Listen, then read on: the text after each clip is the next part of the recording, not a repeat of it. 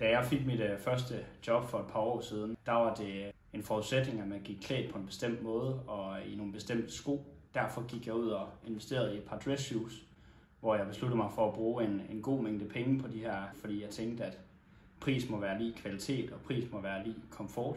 Man opdagede hurtigt, at det ikke var tilfældet. Jeg fik ømme fødder, jeg fik vabler, og kunne faktisk ikke forstå, at det var tilfældet. Så jeg gik faktisk hjem og googlede dress shoes, og hvorfor de var ukomfortable, kan jeg huske.